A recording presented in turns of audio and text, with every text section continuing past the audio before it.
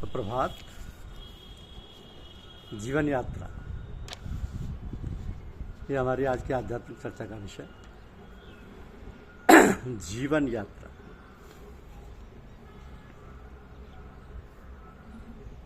तुम यहाँ जिस घर को अपना घर कहते हो वो तुम्हारा घर नहीं है। रेल के डिब्बे के समान यात्रा में बैठने का स्थान है, या किसी समय रास्ते में विश्राम के लिए किसी धर्मशाला या वेटिंग रूम में ठहरते हो, वैसे ही कुछ समय के ठहरने के स्थान है।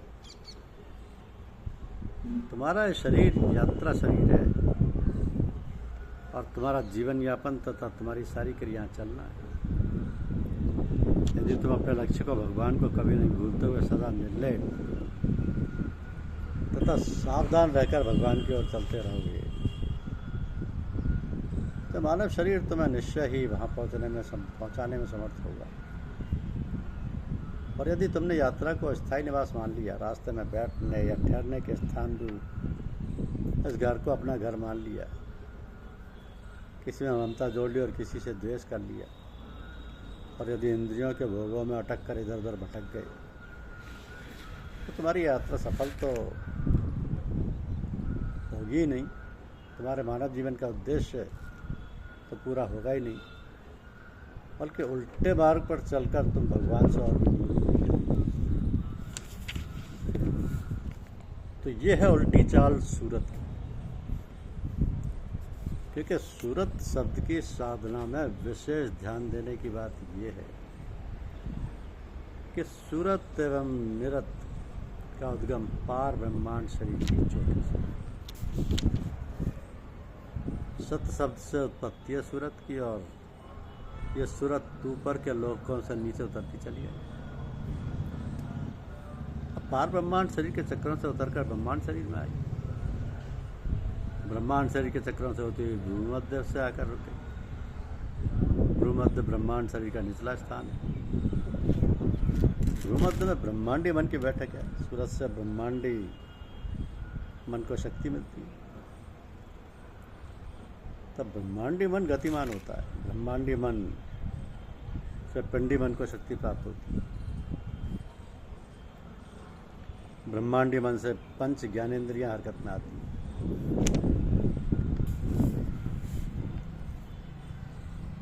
पिंडी मन से पंच कर्मेंद्रियां हरकत में आती हैं। तो ये दसों इंद्रियां स्वचालित नहीं है, ये दसों इंद्रियां जड़ है। सूरत ऊपर के लोकों से नीचे आकर मन से यारी कर बैठी और काल एवं माया के वशीभूत होकर फंस गई, और ऐसी फंसी के पुनर्जन्म का सिलसिला चल निकला। अब सूरत का शब्द एवं प्रकाश से साथ छूट गया। सूरत एवं शब्द प्रकाश सजाती है, एक ही कुल के हैं, मालिक के कुल के ही अंशवंश है। तो मन सूरत का सजातीय नहीं विजातीय तत्व है। मन माया का अंश है, मन के साथ बुद्धि चित्त अहंकार भी शामिल है। ये मन चातुष्ट माया का वंशज है। सूरत शब्द एवं प्रकाश से मन चातुष्ट का कोई संबंध नहीं, मगर फिर भी सूरत मन से फंस गई और जन्म जन्मांतर से सूरत मन का संग हो गया, और मनुष्य का आवागमन लगा है। यदि हमें आवागमन से छुटकारा पाना है तो हमें सूरत के मन के मोह फांस से निकलना होगा। सतगुरु की कृपा ही सत्संग की प्राप्ति हो।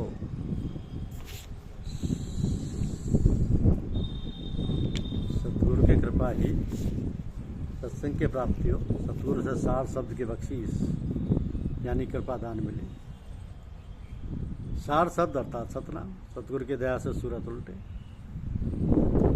सूरत मन से उलटकर शब्द में लगे। सूरत शब्द से प्रेम करें। जैसे जैसे सूरत ऊपर के चक्रों से उतरकर नीचे के चक्रों से होती हुई मन में फंस गई, वैसे ही अब सतगुरु की दया लेकर सूरत शब्द योग के साधन द्वारा सूरत को उलटना है। पिंड शरीर के इंद्रिय सुख स्वाद को छोड़कर मन से सूरत की यारी छुड़ाकर सूरत को ब्रह्मांड शरीर के चक्रों के शब्द ध्वनि में लगाना। पर ब्रह्मांड शरीर के भी चक्रों की शब्द ध्वनि एवं प्रकाश की अनेकता मंजिलों को पार करके सूरत के अंततः पार ब्रह्मांड शरीर के सचखंड अथवा सकलों के सत शब्द में पहुंचना है।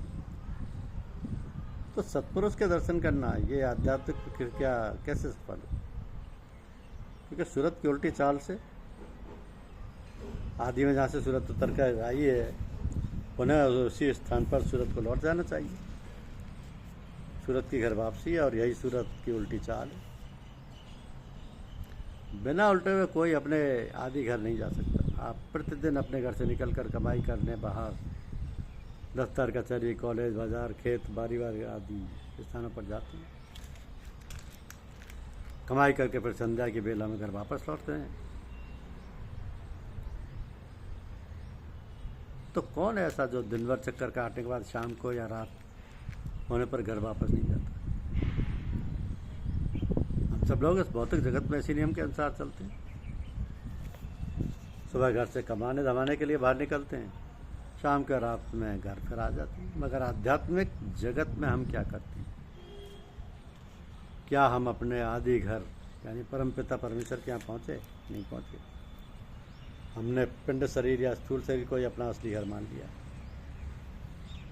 तो साधारणतः मनुष्य जीवन भर स्थूल शरीर में 10 इंद्रियों के व्यवहार में रहकर सुख दुख भोगता हुआ मर जाता है, फिर जन्म लेता है, फिर उसी प्रकार मर जाता है। यही क्रम और यही दुर्दशा है उन तमाम ऐसे मनुष्यों की है जो अपने अंतर में शब्द एवं प्रकाश के साधन से चूके हुए। ध्यान देने की बात है कि शब्द एवं प्रकाश मनुष्य के दोनों शरीरों में है। सूक्ष्म शरीर, ब्रह्मांड शरीर एवं कारण शरीर, पार ब्रह्मांड शरीर, दोनों भी इनमें शब्द भी है और प्रकाश भी है।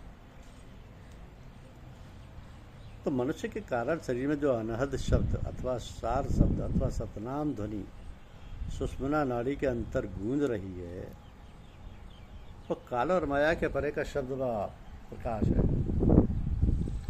और सतलोक का शब्द एवं प्रकाश है। आवागमन से परे, सृष्टि और प्रलय से परे का सत प्रकाश है। ऐसे नीचे सूक्ष्म शरीर या ब्रह्मांड शरीर में सुषुम्ना नाड़ी के अंतर जो शब्द प्रकाश है वो काल पुरुष की हद में है। तो जहाँ आवागमन है, सृष्टि और प्रलय है, सुख दुख है, पार ब्रह्मांड में सतलोक में जो शब्द है उसे दयाल पुरुष या सत्पुरुष को सत्य कहते हैं, पुरुष का सत्य कहते हैं। और ब्रह्मांड शरीर में जो शब्द है उसे काल पुरुष का सत्य कहते हैं। तो शब्द दो प्रकार के हैं, एक ध्वन्यात्मक शब्द और दूसरा वर्णात्मक शब्द। अब ध्वन्यात्मक शब्द वो है जो मनुष्य की सुषुम्ना नाड़ी के अंदर सतत गूंजता रहता है, और वर्णात्मक वो शब्द है जो जिह्वा, होठ, दांत, तालु, कंठ के सारे होता है और अक्षरों के द्वारा जिसका ज्ञान होता है। घंटे की ध्वनि, शंख की ध्वनि, मृदंग की ध्वनि, त्रिकुटी के अंतर, ओम ध्वनि, सारंगी, सितार की ध्वनि, बीन ध्वनि, ये सब शब्द दुनिया ध्वन्यात्मक शब्द हैं। और मुँह से जो शब्द बोले और लिखे जाते हैं, स्वर एवं व्यंजन अक्षरों के सारे उन्हें वर्णात्मक शब्द कहते हैं। तो मनुष्य जो अंतर शब्द साधना करते हैं, सूरज शब्द योग, वह ध्वन्यात्मक शब्द है, शेष सब वर्णात्मक शब्द है। ग्रंथों के ज्ञान का माध्यम यही वर्णात्मक शब्द ही है। हमारे बोलचाल की भाषा भी यही वर्णात्मक शब्द है। वर्णात्मक शब्द बाह्य ज्ञान का माध्यम है, ध्वन्यात्मक शब्द अंतर ज्ञान, आत्मज्ञान, ब्रह्म ज्ञान का माध्यम। फिर से समझिए, वर्णात्मक शब्द बाह्य ज्ञान का माध्यम, ध्वन्यात्मक शब्द अंतर्ज्ञान, आत्मज्ञान या ब्रह्म ज्ञान का माध्यम। और ध्वन्यात्मक शब्द साधना से मनुष्य को अमर पद की प्राप्ति होती है। जब में शब्द एवं प्रकाश ज्ञान पर प्रकाश डाला गया, स्मरण रहे कि वर्णात्मक शब्द के द्वारा जो अक्षर ज्ञान अथवा पुस्तकीय ज्ञान प्राप्त होता है वो ज्ञान अपरा विद्या है, जो विद्या गुरु की कृपा से प्राप्त होती है।